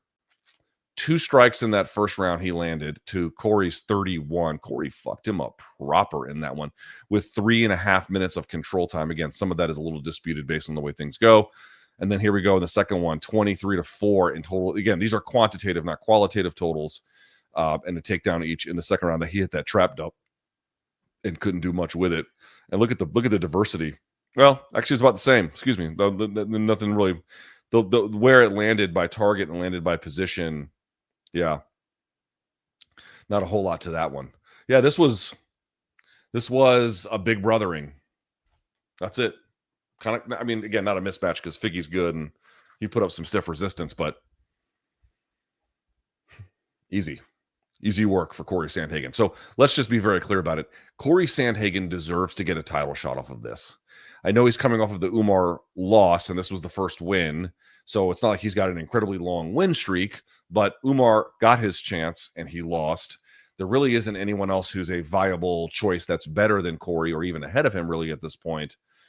Cory's the guy. Now, I know that at UFC 316, it's supposed to be O'Malley and Merab 2. I suppose there is a world where we're going to have to make a third one of that, but that seems unlikely. Cory is the guy who's got next. Cory's the guy. And he got close a couple of times. The Sterling fight was kind of one of those fights where it was like, who's coming or going? And it was Sterling's opportunity. And, you know, he's had some other ones along the way. The Dillashaw one, I forget exactly what position Cory was in rankings at that time, but, you know, you get the idea. But now is the time for Cory. This was a title shot earning performance. Okay. Let's talk about that co-main event, shall we? Wow. Okay. Let's I got a lot to say about that one. All right. Let's take a look. In your co-main event. By the way, the Cory Sandhagen defeats Deiveson Figueiredo at 4:08 of round 2 TKO. In your co-main, Reinier de Ritter, RDR, defeats Bo Nickal at 1:53 of round number 2 via KO, knee to the body. Brothers and sisters, that was a terrible loss for Bo Nickal. I mean, it could be a good thing, actually. I want to be clear. This is, to me, not the same as like for example, Ryan Garcia had a horrible loss yesterday in New York City, but it's different. This one actually could be very good for Bo Nickal. But it really all depends on how he takes it. But as it stands tonight, this was a bad one. And the reason why it was bad is a few. One, dude, when you're a wrestler, you're kind of supposed to be, especially one as good as him, you're supposed to be kind of like, you know, the boss of the more physical of the two. He was not. He got out physical. Now, it did look to me like, you know, I've never been one of these guys that was like, oh, Bo is terribly undersized for 85. And I'm not ready to say that yet, but RDR kind of towered over him a little bit. That was an interesting thing. But he got out physicaled in this one, which was interesting. That's the first problem. Second problem, he didn't take a terrible beating in the sense that it went on for like 3-4 rounds where, you know, you just can't escape and it's not enough for a stoppage, but it just ends up fucking you up. This one was pretty clinical. So I don't mean in that sense, but what it will do to his confidence, having someone put hands on you like this, when I guarantee you they're not doing this to him in the gym, it could be a big wake-up call for him. But that's not really the reason why it matters. The reason why it matters is because this performance laid bare any notion of any place that Nickal could hide. Well, you know, I went 3 rounds with Paul Craig, but I didn't have to shoot and blah, blah, blah. And what were the fights that Bo Nickal had before this one? So before this one, it was, Cody Brundage, you know, and that one went long, but it was like, all right, it was UFC 300. He was getting a little bit ahead of himself. And then before that, it was just, you know, Jamie Pickett and Val Woodburn. But, you know, there were some questions about them, but you didn't, you know, there was always some kind of asterisk on it where I was like, well, you know, what did it mean in this case? And we can't read too much into it. And what did it mean in this case? And it's a little hard to read into it. And even the Paul Craig one is like, that was a bad one. That one definitely didn't send like confidence your way. But at the same time, it's like, all right, it's not like he took a beating either. And good. It's good to get 3 rounds and blah, blah, blah. Tonight, RDR exploded all of it. There is no place left to hide. There is no place left to argue. It is clear as day. There's nothing he can say to the contrary, and I hope that he doesn't. Like a good fighter is going to look at this and say, wow, that was a wake-up call. I don't know how he's going to take it, but this is the point I'm trying to make. His development is not going correctly. It is not keeping up and has not really kept up with the hype. But again, you're kind of able to fudge it and all these other different points. It cannot be fudged. It cannot be explained away. It cannot be, well, what about this? There's no what abouts. His development is poor. It's poor. I don't make the fucking rules. It's poor. It's not where it needs to be. And if I do say so myself, it's not really close. Some of these other fights before, again, we kind of give him the benefit of the doubt. Hard to know exactly what it might mean. Now we know. Now, in fairness to Bo Nickal, RDR is not a bullshit opponent. RDR is a good opponent. And we'll talk about what it means for him to be here in the UFC now, because what a breath of fresh air he is, right? We need, like, in an era where we kind of complain a lot about, the fights may not be this good, and what about this card? Teams like the Fighting Nerds, I know Proch just lost, but in general, the Fighting Nerds have been a source of joy for all of us. And RDR in the UFC has been a source of joy. We'll come back to that. Tonight was a night for Bo Nickal if he chooses to look at it this way, as whatever he thinks he's doing in the gym, he's not. He made his UFC debut not that long ago, March of 2023, 2 years. It is not clear to me at all there's any improvement in his striking in 2 years. That's not to say that there isn't, but what is the visible truth to that? Not what someone sees in the gym, what we are able to witness. What is the evidence that since he fought Jamie Pickett, his jab has really gotten better? It doesn't exist. Again, insofar as what we can watch from afar, not in the gym. Because maybe in the gym he's doing something different and then he gets out there and lays an egg. I don't know. But from what we can tell, it has not improved. I think his wrestling might have even regressed, if I can be honest with you. His wrestling didn't look lights out to me either. I don't know what the fuck that was tonight. And this was a guy who I thought was going to be, he was locking up triangles on Donovan Beard on the Contender Series. I was like, oh my God, this guy is just going from takedown to triangle to overhand right. Like, look how he's putting everything together. Look how he's weaving it all together. It feels like that has gotten worse. Now, again, RDR is going to make that hard. I understand that. But I'm going to ask one more time. From what we can tell as observers, what is the evidence that the way in which his jiu-jitsu can accompany his wrestling has improved? What the fuck is it? I don't even know how to answer that question anymore. Far from not getting good fast enough, it appears to me he might even be, in certain respects, not altogether, but in certain respects, regressing. And it's not for a lack of talent. It's not for a lack of athletic ability. It's not for a lack of, look at who his coaching staff was. We got Mike Brown and Thiago Alves. Like, you're not dealing with, again, these are not chumps that are giving him advice. These are good ass fighters, bro. Real good fighters. I covered both of their careers. These guys know what the fuck they're doing. So what is the issue? Only he knows that. Is he not working hard enough? I don't know. Is he training in such a way that he's not being pushed? I don't know. Those are only things that he can answer. What I can tell you is what he trotted out tonight after, again, it's not a huge amount of time, but enough time where there should be for someone of this athletic caliber who came into the UFC with, forget the hype. I don't give a shit about the hype. I'm talking about just the skill set. 3-time national Division I national champion. You're coming into the UFC with that and you're looking like this. wake up call time. Wake up call time, if that's what he wants it to be. And if he doesn't want it to be it, then if this doesn't serve as a wake up call, he's already peaked. I don't make the fucking rules. I can only tell you what I've seen in these scenarios, including from D1 national champions. If he doesn't take it this way, if he doesn't take it as a wake up call, he has already peaked. I mean, he'll get some other wins, you know. I'm not saying he'll never win again or anything like that, but like you can't get better if you don't. Like, I don't know how anyone could look at this fight from Bo Nickal and be like, okay, one argument I will accept is maybe this was a little too much too soon. Clearly that was the case, but also because you do have a very experienced, high quality opponent in RDR. Okay, I'll buy that.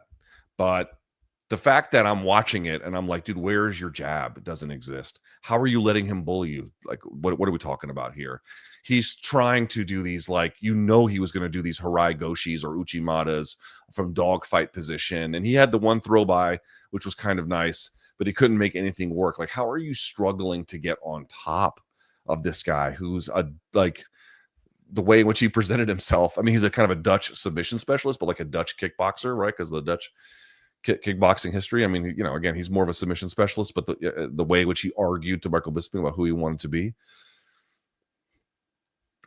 This took the, like, whatever myth, whatever Bo Nickal was telling himself about who he was, and then trying to relay that to us.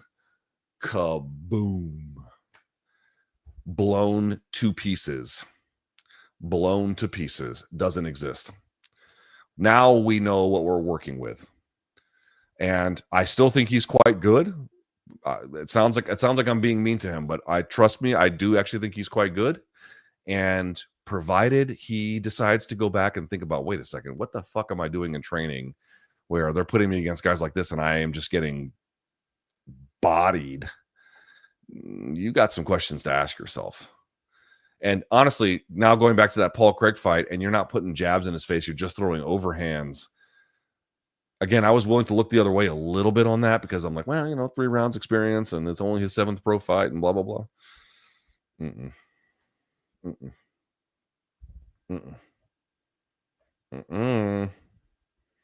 Not anymore. Now, let's be a little fair to him. He could learn a lesson from this, and it could make him much better. I've seen guys take hard lessons and come back and they're like, you know what? That fucking guy worked hard and got better. Right? I saw it with Josh Koscheck, D1 national champion. Not as good as Bo, but in terms of pure wrestling. But I saw him. It worked for him. It can be done. But let's also talk about Reinier de Ridder. Dude, what a fucking guy he is, huh? How great is this? How great is this? First of all, I want to point out something. He left one, and their argument was that he didn't have a right to leave. Do you guys remember this? One tried to argue he was still under contract, and he went and fought, I think it was like UAE Warriors before he came to UFC. Let me see if I got that right. Yep, sure did. Yes, after losing to he lost to Malakin in back-to-back fights, which is, in fairness, that's a tough assignment, right? We can all agree. Fighting a heavyweight who's like a Fedor-esque heavyweight in the sense that he's a smaller heavyweight. All right. And Anatoly Malakin fucked him up proper. But he goes and fights Magomed Murad Kasayev, polishes him off in 2.5 minutes inside round number 1. And then he fought GM3 and then Kevin Holland and now Bo Nickal.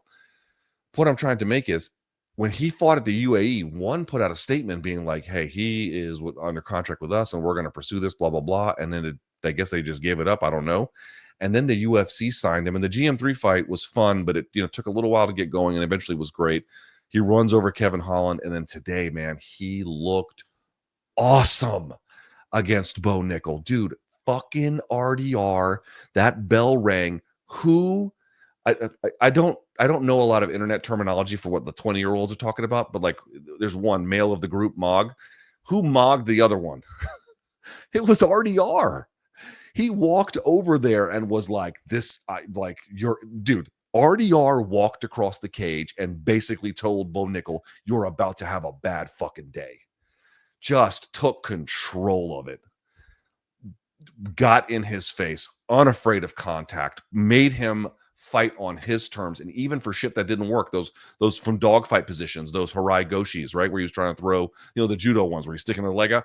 Uchimata is between the leg, Harai Goshi is across both. Okay, so that's what we're talking about here. So he's in the dogfight position, and so overhook and underhook, and then he's trying that. He's trying the Harai Goshi. It doesn't work, but the point is he's forcing Bo Nickal to answer to him, and then matches him in the jiu-jitsu to where he comes out. I have to go back and look at the sequence, but matches him where he comes out on top in the first round, right? Where I'm like, Bo Nickal's kind of stuck underneath here. I was like, holy shit. And the whole time in the clinch, body shot, knee, body shot, turning him off the underhook. And Nickal would answer to a degree on some of that. But dude, who looked lost between them? Was it RDR? Nope. Like, not even a little bit, brother. Not even a little bit. He just, if you guys ever go to regional MMA, watch to see who's like 1-1 or 1-0 or even pro debut. What you're going to see in scenarios like that, not always obviously, but typically what you'll see is one opponent is going to just be the like a hardcore aggressor. And pressure and aggression works basically at all levels of MMA, but there's diminishing returns the higher you get, because the guys who are really good either can get away from it or they can weaponize it against you. But at the lower levels, or I should say, even if guys are good but they're like less experienced in MMA, pressure works extremely well, like just getting in a guy's face and pouring it on him. And I think RDR's team took a look at this and they were like, dude, this guy, yeah, he's got a gazillion hours of wrestling competition experience, and that's fine. But as it relates to MMA, it's not like he's showing like all of that. He hurries himself, and like you saw against Paul Craig. They took the same kind of approach. Make him answer for your offense and do it all the time. No break. Don't let him settle at all. And if he stops one, try another one. If he gets double underhooks, knees to the body. If he lets an underhook go, you re-underhook. If you get the underhook, you turn him. If he turns you, turn him back again. Change, just constantly finding something to do the whole time, because they knew that this guy didn't have the kind of experience to know what to do in those scenarios, and didn't have his game ironed out enough to be able to even call upon himself what to do. Dude, RDR is excitement. He went in there and took that fight by the scruff of the neck. He fucking had offense basically everywhere, and in the end got a clear, not a decision, but like clearly showed himself to be the vastly superior fighter tonight, and did it in a fun and exciting, and what did I make a video about on this channel this week? Guys who fight by directing the contest to fight-ending scenarios. And sometimes you luck into ones, and sometimes you can't. And sometimes you try, and it doesn't work, and sometimes it kind of falls in your lap. But he knew investment to the body. He talked about how he could feel him wilting. They knew, keep pouring it on, and this guy was going to give you something. And sure enough, he did. He didn't, no mas. He didn't want no more. RDR is fucking awesome. He's awesome. It's so great that he's here. What a great signing from One. And dude, I'll give credit to One. They tried to make use of him. He was a double champ there. RDR was a double champ there. Folks forget that. He was a double champ there. They're trying to make use of that. They're trying to make use. They made some decent use of that over in One. But it's a different world now. It's a different opportunity. It's a different time. And now it's the UFC's chance. This was great matchmaking by the UFC matchmakers. And I don't know what's next for RDR. Apparently he called for Sean Strickland. Hard to say if he's going to get that one, because it does seem like the UFC is probably going to want to do Izzy and Sean Strickland 2. And so that's going to kind of complicate the efforts, but whatever they give him next. Would you not agree? RDR, appointment television. Like, oh, RDR's on the card? Sweet. You know what I mean? He's not going to go in there and just fucking malinger around. That's just not what he's going to do. he's going to go right after you. And he went right after Bo Nickal. He showed Bo Nickal no respect. I mean, he did as a person, but not as a competitor. As a competitor, he showed him nothing. And look at the result. Bodied him. Incredible. What a fucking performance by him. And again, shouts to my Morning Combat co-host, Brian Campbell. Saw it coming as well. Good on him. All right. Anything else in this card that was great? D-Rod had a kind of a ho-hum fight against Santiago Ponzinibbio, but basically just follows up with a series of hooks as Ponzinibbio doesn't move his feet and doesn't keep his hands up, and he polished him off. Montel Jackson had a decent performance against Daniel Marcos, 30-27 across the board. City defeats Cameron Smotherman, 30-27, and then 229-28. That fight sucked. I mean, City performed well, but the fight was not entertaining. Mason Jones defeats Jeremy Stevens, 30-27 across the board. This was a fun-ass fight on the opening of the main card. They were slugging it out, and Jeremy was kind of coming back in round number 2. He was busting up Mason's face. So by the time round 3 came around, Mason just kind of made it a grappling affair, one way or the other, basically, for the remainder of the third round and kind of sealed the victory. Stevens, looked the part. I think he has the most losses in UFC history now after tonight, which is unfortunate. But, I think we all had pretty managed expectations about what we were going to get. Mason was a huge favorite for a reason. Jeremy, I think, can go back to BKFC. I think that rule set's still going to serve him well. I mean, to the extent he did well in this fight, it was definitely in the, kind of the boxing stage of it, so to speak. Maybe his time in MMA has passed him by, but I still think he's a viable guy for BKFC or potentially, maybe a smaller MMA promotion. Yana Santos, who used to be Kunitskaya, defeated Miesha Tate. Miesha Tate was trying in this one. I think she was just a little bit too late for her, but she was trying. She was actually getting after it in this fight. She does steal around in this one, but Santos just had more answers. Azamat Bakoyev just punched Ryan Loder's lights out quickly up against the fence in round number 1 at 244. Jillian Robertson, boys and girls, defeats Marina Rodriguez. Rodriguez retires after this. Jillian Robertson, how many wins in a row is this for her? So this is, let's see. This is 1, 2, 3, 4. She lost to Tabitha Ricci, and then since then has defeated via TKO Poliana Viana. She decisioned Michelle Waterson Gomez. She decisioned Luana Pinheiro, and now she stopped Marina Rodriguez in the second round at 207. Fucking awesome. She might get a title shot. She's pretty close to it at this point. And then, the rest of the fights I don't give a shit about. All right. If you have anything, any questions, any comments, any observations, you want to get them on the screen, now's an opportunity. You can fire it into the super chat. While I have you, if I may, if you guys like more of what I do, scan that QR code. This is for my Substack. This is where I lean into all the things that I can't put on the YouTube channel. Like we watch old fights together and we break them all down before big weekends. I can't do that on YouTube, but I can do it on Substack. I do writing on Substack. It's all here. To the extent you want stuff beyond the fight world, I have an interview with a guy who's like a complete expert on all things electric vehicles, and we talk about the future of Tesla. Boom, all here. This is where you can go and get that. All right, so I'll leave that up for folks who want that. This is for my Substack right there. Okay?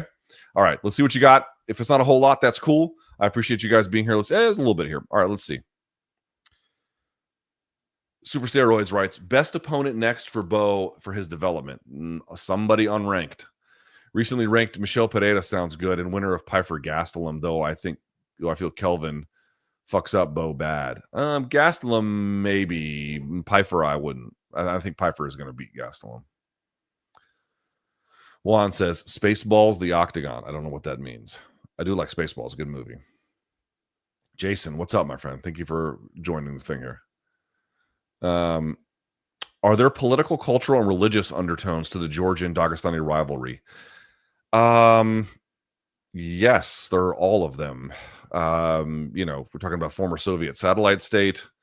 There can be differences, obviously, there are Christians in Russia, but, between Christians and Muslims, potentially there's a conflict. Not on those terms, but like people from different backgrounds, essentially. And then, culturally, there's a lot of former Soviet satellite states that are, that have elements of that part of their culture, but then they're also fiercely resistant to it. Yeah, it's got all of them. Whether or not that will play a factor in the fight promotion or the individual rivalry is a little harder to say, but it could. Cuddy Face says, huge fan, Luke. Thank you, my friend. Keep up the great work. Can I get your thoughts on Bo's loss tonight? Yeah, I kind of gave it to you. Let's see what Bo Nickal does from this. Let's see what he's made of. In wrestling, there's no question. Like, dude, amazing. Beyond words, really. Let's see what he's got for MMA, because I think he thought he was going to go in here and just breeze to a title shot. I mean, the shit he was talking, We'll see. I saw someone on X say Bo was fraud checked. I don't think Bo's a fraud, but I think this was a real bad night for him. I think it was a real bad night. It could end up being a great night. I want to be clear. It could end up being great. It really just depends on him. At Figgy's age, this is an awful injury. Might be the end. It may not necessarily be the end of him competing, but it might be the end of him being relevant at the top. Yeah. If he has to get surgery and all that shit. Yeah. Jeet says, I would love to see De Ridder versus Whitaker or Dolidze. Ooh, those are great fights. Especially Whitaker. That'd be a great fight. Alex says, how would you match Nickal and Cory going forward? So Nickal title shot. Sorry, what am I saying? Nickal title shot. Cory title shot. Nickal, I don't know, dude. Somebody unranked. That's it. I don't think it matters at that point. But absolutely keep him away from anybody ranked. Period. Cory won by injury. You really think he gets a title shot? Yeah. I mean, dude, he was beating the fuck out of Figueiredo. And it didn't look to me like Figueiredo had a lot of answers. Yeah, I do. And also just the state of the division. Like, what is a better choice? Spaghetti God says, the fact that Bo Nickal has no confidence to go down and wrestle is a bad sign. I think he might. Imagine Hamzat or Habib being unwilling to shoot a takedown. He's cooked. It was a bad sign today. Yeah, there's no question about that. Cory beats Merab. Changed my mind. Well, the wrestling is tough.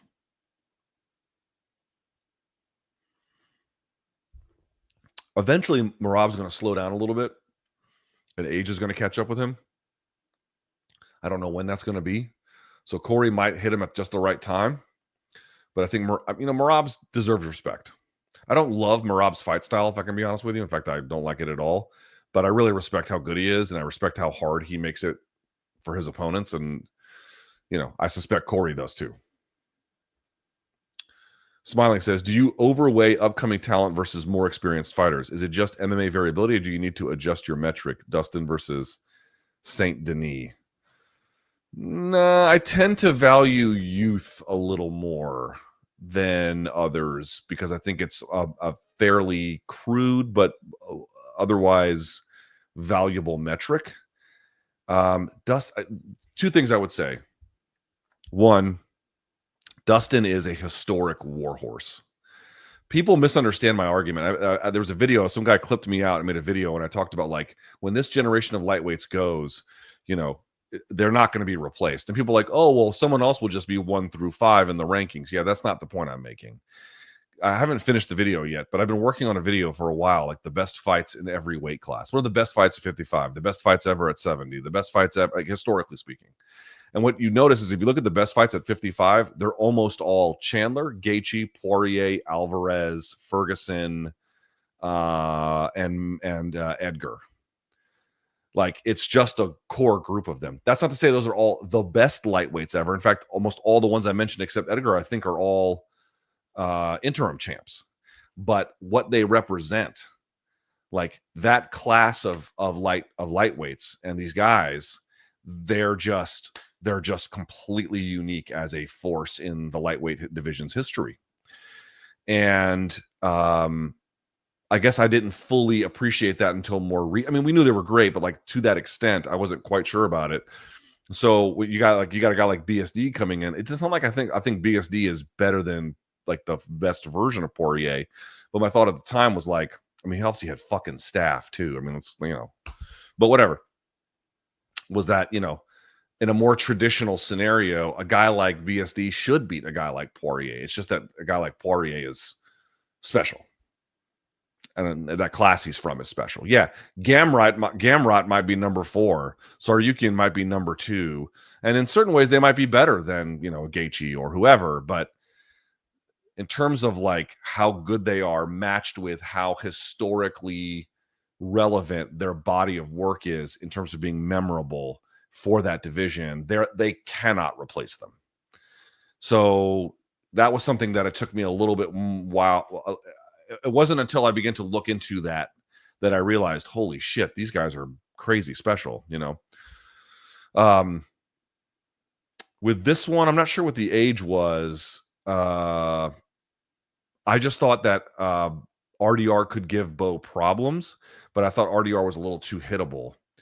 But in the end, it was the opposite. I mean, it's totally the opposite.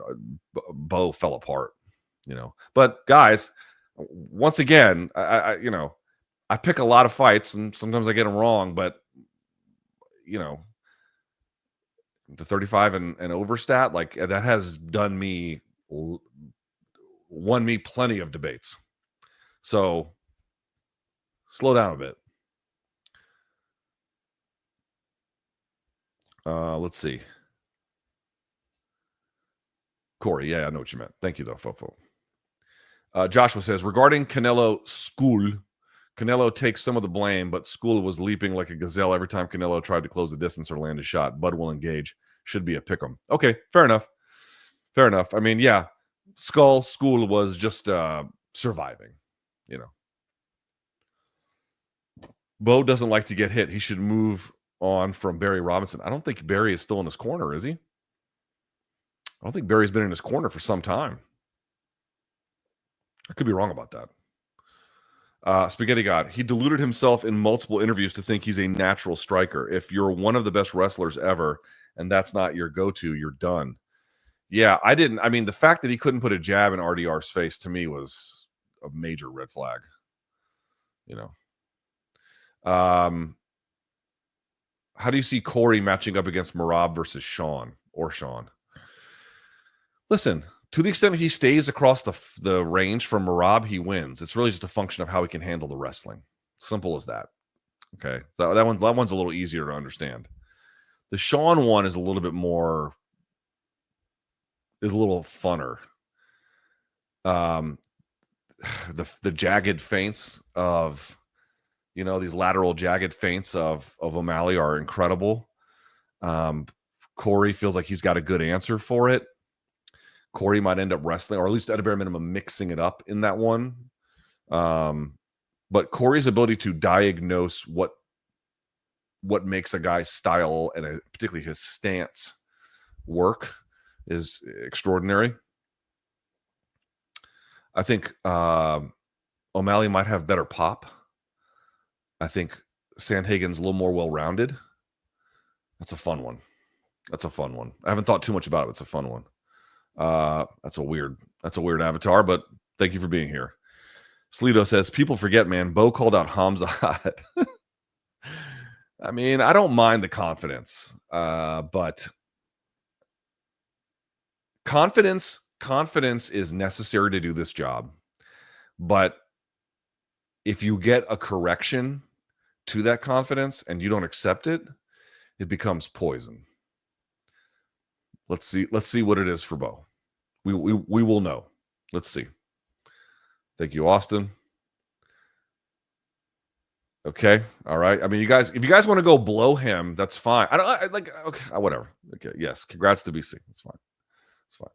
All right. Aqua says, love Joe Martinez doing intros. When Bruce eventually retires, will Joe be the full-time announcer? I don't know. Or will UFC hire someone new? P.S. Cory turned 10 into 50 for me with an easy 3-leg parlay. Nice. It seems like Joe would be the next replacement, Joe Martinez, for Bruce Buffer, but I can't say. Jay says, do you think college wrestling has focused too much on takedowns? Now that they are worth the 3 points, there is less reason to hold someone down. I've seen it as a private wrestler. Oh, Yeah, right. Like, so that used to be the Jordan Burroughs method. Like, I remember watching Jordan Burroughs wrestle at Nebraska, and you'd see his like matches, and they'd be like weird scores. It'd be like, I don't know, 16-7. And you'd be like, who put 7 points on Jordan Burroughs?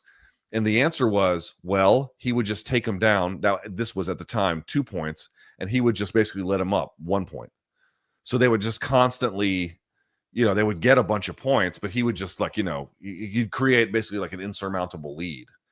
And now you're just seeing more of that. I would still say that folk style is better about mat control, all things being what they are.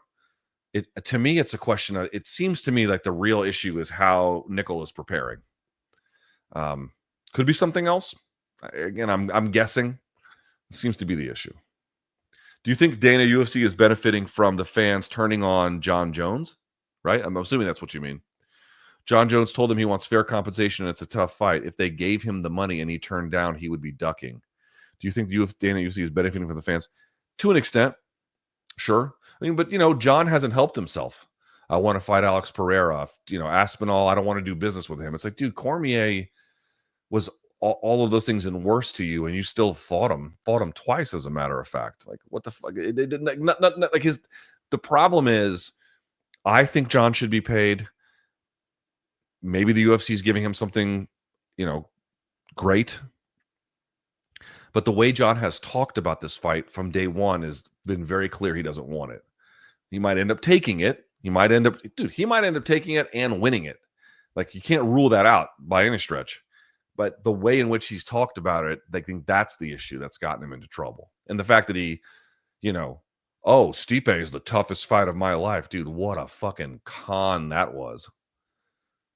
Legend Killer says, did Figgy really only punch 4 times? No, he landed more than that, but like not much. Jerome says, Reinier Diddler.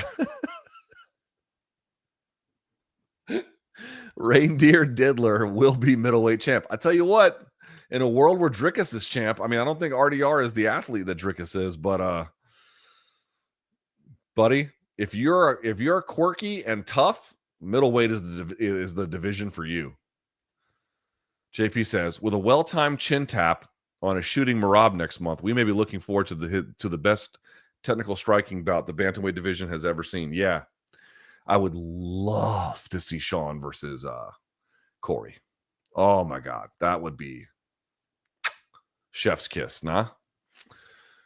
Hunter says, big fan, Luke. RDR called out Strickland, but not sure he takes that fight being ranked number 2. Yeah, it's a tougher one. How about Fluffy Hernandez? That's also a tough one.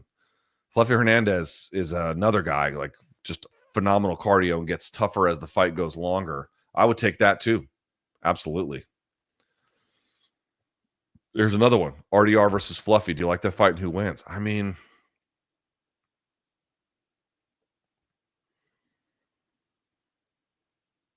maybe if it's a 15-minute, I'll say, okay, how about this? If it's a 15-minute fight, I'll say RDR. If it's 25, I'm not sure.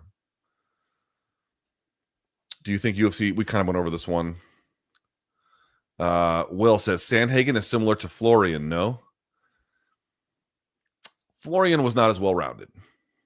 Florian had good jiu-jitsu and good Muay Thai and worked on his wrestling, but that didn't really come into play until much, much later in his career. Sandhagen, there's some similarities, but Ken Flo is also more like a elbow machine. It's a little different. There's some similarities for sure. Aussie says, went to my first regional MMA fight. Some great KOs. Question, what is the upside to Mason's return to the octagon tonight? I don't know. He seemed good, but I wouldn't look. He's got a long way to go before he's doing anything like especially noteworthy. So he seems well-rounded. Good win. This dog says, damn, baby girl is 6 now. Fuck, I'm old. Congrats on that. Yeah, dude. I announced my wife was pregnant on the MMA Hour. Mario says, seems to me Figgy might have been impacted by dad duties. He mentioned his pregnant wife. Could being a dad be bad for fighters like ayahuasca? It all depends on your family situation. If it is distracting to you and forcing you to lose focus, yes, it actually could be. if it is uplifting to you and you have enough material support where it's not weighing you down, and so what really matters to you is like the inspiration that you derive from it, then no, it's not. It really depends on your situation. Connor says this year has been kind of weird. Seems like a lot of these potential contenders are not ready for the elite, except for Patty and Ian, obviously. There's a whole video on MMA on Point on how everyone in this, like all the weight classes and who's ranked, are all getting older. So it's just taking longer to break in, you know. Henry says, what is your level of excitement for Canelo Crawford? I don't know. Like, it's obviously a big fight, but like Crawford's on his last legs. Canelo is just phoning it in. It's a big fight. I'm excited about it. I'm definitely excited about it, but like, it's still a little weird. Still a little weird. Thoughts on Canelo wanting a rematch with Mayweather? No thanks. Are you also surprised Pacquiao's coming back? He must have bills. Buenas noches. He must have bills. He's going to fight Mario Barrios in July is what the rumor is. How do you think Cory beats Sean? First of all, Adam, looks like you work out. Put a shirt on. How do you think Cory beats Sean? Probably by mixing it up. I don't think straight up striking might be a little too dicey. Not to say he couldn't do it, but it's a little dicey that way. I think mixing it up is the way to go. Making him work. Yeah. All right. One more time. Here's my Substack. Scan that QR code if you're so inclined. I'm out of here. Fun little card for the amount we saw, right? I mean, the rest of it was kind of nubs, but the main and co-main, pretty decent. Thank you guys so much for coming. I really appreciate it. I'm out of here. We'll do this again next week. We might do one for tomorrow's in-away card. We'll see. And then we'll get to all of this on Monday's MK. Going to be a great MK. All right. Thank you guys so much for watching. Have a great night. And until next time, get some sleep, boys and girls.